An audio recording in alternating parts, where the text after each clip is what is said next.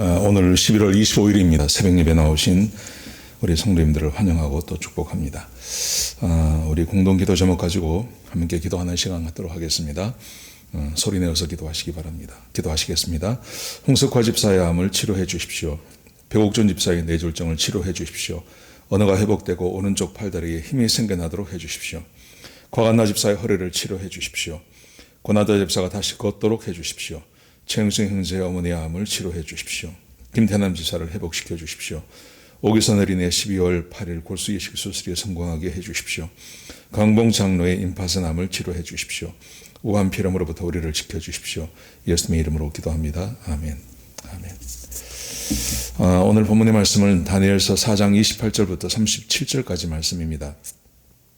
어제 하나님께서 느부갓네살에게 그 꿈을 보여주셨고, 그리고 다니엘이 그 꿈이 어떤 내용인지를 다 이렇게 해석을 해 주었습니다. 큰 나무는 왕이고 한 순찰자가 나와서 그 나무를 잘라낼 것이고, 그리고 그 나무의 그루터기는 살려놨다가 다시 또 살려줄 거다, 이런 말씀을 다 해 주셨습니다. 근데 그 예언되어진 말씀, 그 말씀이 다 이루어졌다고 그렇게 느부갓네살이 말을 합니다. 자, 28절에 보시면요, 이 모든 일이 다 나 느부갓네살 왕에게 임하였느니라. 자기가 꿈을 꾸고 환상을 보고, 그리고 다니엘이 해석한 대로 그 모든 것이 다 이루어졌다는 말입니다. 근데 이제 어떻게 이루어지게 되었는지를 설명을 합니다. 자, 29절 보십시오. 12달이 지난 후에, 이게 금방 되어진 건 아니고 1년 동안 하나님께서 기회를 주십니다. 왜 기회를 주시냐 하면, 다니엘이 그 모든 것을 이야기하면서 조언하지 않습니까? 당신이 짐승처럼 될 것이고, 그리고 당신이 사람들에게 쫓겨나게 될 것이고, 7년이 차서야 돌아오게 될 겁니다. 근데 그 돌아오게 되는 계기는 뭐냐 하면, 당신이 하나님이 이 세상의 왕 되심을 당신이 배우게 될 겁니다. 그러니까 이것을 받아들이십시오. 받아들이고 공의를 행하시고, 그리고 가난한 사람들을 긍휼히 여기면 당신의 죄가 사함받습니다. 사함받으면, 그러면 이제 이런 일이 생겨나지 않을 겁니다. 이렇게 이야기를 했습니다. 근데 이제 12개월 동안 하나님께서 기간을 주시면서 회개할 시간을 주신 거죠. 근데 이 왕이 이 말을 듣지 않습니다. 왕이 말을 듣지 않고 어떻게 하는지 한번 보십시오. 그 결정적으로 그에게 하나님의 심판이 임하는 그 계기를 보시기 바랍니다. 이렇게 되어 있습니다. 12달이 지난 후에 내가 바벨론 왕궁 지붕에서 거닐세. 성경에서 지붕에 올라가서 거니는 것은 그렇게 좋은 게 아니었습니다. 다윗도 그랬고요. 거닐면서 이 사람이 자기의 왕국을 바라본 겁니다. 자기가 만들어 놓은 그 바벨론 도시가 아주 컸다 그러지 않습니까? 그 왕궁을 바라보면서 이 사람이 이렇게 생각을 한 겁니다. 나 왕이 말하여 이르되 이 큰 바벨론은 내가 능력과 권세로 건설하여 나의 도성으로 삼고 이것으로 내 위엄의 영광을 나타낸 것이 아니냐 하였더니, 그 어마어마하게 크게 그리고 잘 정비되어진 그 성을 바라보면서, 도성을 바라보면서, 이 큰 바벨론, 이 거대한 바벨론은 내가 능력과 권세로 건설했다. 자기의 능력과 권세로 건설했다. 그렇게 이제 생각을 한 겁니다. 말을 한 겁니다. 생각을 한 겁니다. 그리고 나의 도성으로 삼고 이것으로 내 위엄의 영광을 나타낸 것이 아니냐. 내가 얼마나 위대한 사람이고 내가 얼마나 능력이 있는 사람인지 이 성읍을 바라보면 내가 알 수 있지 않느냐. 사람이 이런 마음이 들 때가 있지 않습니까? 뭐 하다못해 이렇게 그 집을 하나 지어도, 아니면 뭐 이렇게 우리 집 그 뒷마당에 그 채소를 심고 그 정성을 들였더니 그 채소가 잘 자라면 얼마나 마음이 뿌듯합니까? 그런 마음을 말하는 거죠. 사람이 뭔가 정료를 쏟고 뭔가 열심히 해서 잘 된 게 있으면 사람 마음에는 그게 뿌듯한 마음이 들지 않습니까? 지금 이 왕에게 그런 마음이 있었던 것입니다. 내가 얼마나 열심히 했나, 내가 얼마나 능력이 있는 사람인가, 내가 얼마나 안목이 있는 사람인가, 이런 걸 이제 이야기한 겁니다. 이야기한 것입니다. 근데 이것은 우리에게 얼마나 자주 있는 일입니까? 이게 없으면 오히려 사람은 이렇게 더 이렇게 비굴하게 되고, 또 성취한 것이 없으면 사람은 더 내면의 세계가 이렇게 쭈그러들고 이런 거 아닙니까? 근데 우리는 사람들이 다 이런 마음을 갖습니다. 근데 자 보십시오. 이렇게 하는 것이 얼마나 위험한지를 우리에게 보여주고 있는 겁니다. 우리는 작은 것 하나 해놓고 거기에 만족을 느끼고, 그리고 어떤 분들은 또 10년, 20년 이상 이렇게 어떤 프로젝트를 가지고 사업을 하면서 그 사업이 잘 되는 것을 보면서 뿌듯한 마음을 가지고 하지 않습니까? 지금 우리가 이런 마음을 갖고 있지 않습니까? 자녀를 잘 키워서 그 자녀가 잘 되는 걸 바라보면 얼마나 마음이 뿌듯합니까? 사업도 마찬가지고요. 우리는 인생을 이렇게 살아가고 있습니다. 내가 뭔가 이렇게 정성을 쏟고 내가 마음을 다하고 열심히 해서 뭔가 되어지는 것을 보면 마음이 뿌듯하고, 그걸 볼 때마다 내가 살아있다는 것도 느끼고 내가 얼마나 가치 있는 사람인지를 느끼고 하는 것, 이걸 지금 이 느부갓네살 왕이 그렇게 한 겁니다. 자, 그런데 자 보십시오. 어떻게 되는지 한번 보십시오. 자, 31절을 보십시오. 이 말이 아직도 나 왕의 입에 있을 때, 이걸 혼자 이제 종을종을 했었다는 말이죠. 아직 그 말이 자기 입에 있을 때 하늘에서 소리가 내려 이르되, 느부갓네살 왕아, 내게 말하노니 나라의 왕위가 내게서 떠났느니라. 하나님께서 말씀하시기를 너의 왕위가 너에게서 떠났다. 내가 사람에게서 쫓겨나서 들짐승과 함께 살면서 소처럼 풀을 먹을 것이요, 이와 같이 7대를 지내서 지극히 높으신 이가 사람의 나라를 다스리시며 자기의 뜻대로 그것을 누구에게든지 주시는 줄 알기까지 이르리라 하더라. 하나님께서 지금 말씀하시는 것, 자기가 다 이루었다고 말했는데 하나님께서 말씀하시기를 너의 왕위가 떠났다. 너는 짐승처럼 될 것이고 사람들에게서 쫓겨나게 될 것이고, 그리고 너는 소처럼 풀을 먹게 될 것이다. 그리고 7년이 지난 다음에 네가 배워야 할 것이 있다. 그게 뭐냐 하면, 지극히 높으신 하나님께서 사람의 나라를 다스리시며, 하나님께서 사람의 나라를, 이 세상을 다스리시는데 그 왕권을 하나님께서 원하시는 누구에게든지 주실 수 있다는 것을 네가 배운 다음에 그리고 다시 돌아오게 될 거다. 자 보십시오. 이 느부갓네살 왕은 아마도 능력이 아주 탁월한 사람이었던 것 같습니다. 정치력도 있었고 또 군사적으로도 전략가였고 용맹한 사람이었고, 그런가 하면 한 도시를 이루고 만들어내는 역할도 잘하는 사람이었던 것 같습니다. 자, 그런데 하나님께서 말씀하시기를 그 재능 내가 다 줬다는 겁니다. 그 재능을 내가 다 줬고, 그리고 내가 그 재능을 빼앗아갈 수 있다고 말씀하십니다. 그리고 내가 그 재능을 빼앗아 갔다가, 그래서 너를 짐승처럼 만들었다가 7년이 지난 다음에 네가 이것을 배운 다음에 내가 다시 너에게 재능을 부어 넣어줘서 왕의 자리를 다시 회복하게 해주겠다. 그렇게 말씀하고 계십니다. 여러분, 하나님께서 이 말씀을 하시면서 사람이 반드시 배워야 할 것이 우리에게 있음을 말씀하고 계신 것입니다. 뭐냐 하면, 우리가 가진 재능, 우리가 가진 재산, 우리가 가진 능력, 심지어 우리가 가진 시간, 젊은 사람은 젊은 것, 아니면 연세가 드신 분들은 지난 수십 년 살아오신 그 모든 것, 하나님께서 허락하신 것이라는 거죠. 하나님께서 허락을 하지 아니하시면 재능도 시간도 능력도 있을 수 없는 것입니다. 이것은 태어날 때부터 가지고 온 게 아닙니다. 하나님께서 주신 것입니다.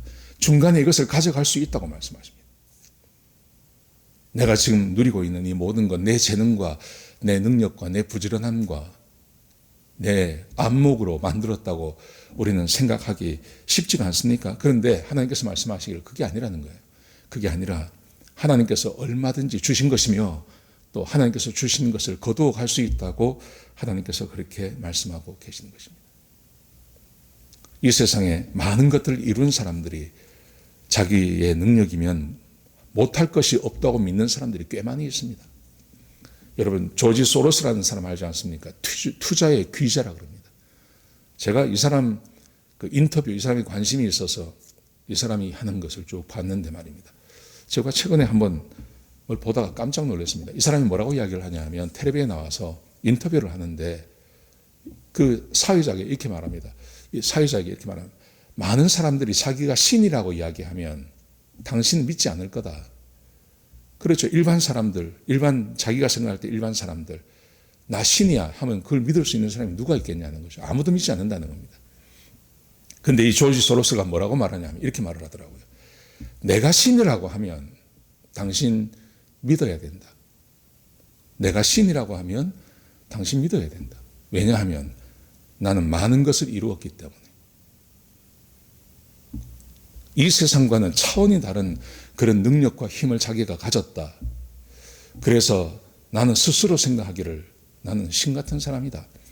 그리고 당신도 그것을 인정하게 될 거다. 이렇게 이야기를 하는 거예요. 내가 그걸 보면서 좀 미쳤다. 저 돌았구나. 완전히. 그렇지 않습니까?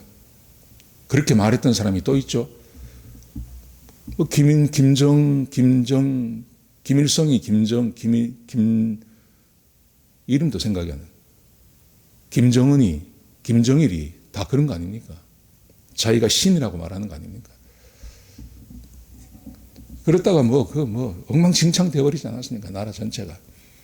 근데 실제로 이 세상에서 힘과 능력을 가진 사람들이 이런 생각을 한다는 거예요. 여러분, 우리는 내가 신이다까지는 아니지만 우리 중에서도 자기가 뭔가를 이루고 자기 뜻대로 세상에 풀려가는 것 같고 하면 우리 이런 생각합니다. 근데 이게 얼마나 위험한 것인지를 우리에게 가르치고 있는 겁니다. 이스라엘 백성들이 하나님께 왕을 요구하지 않습니까?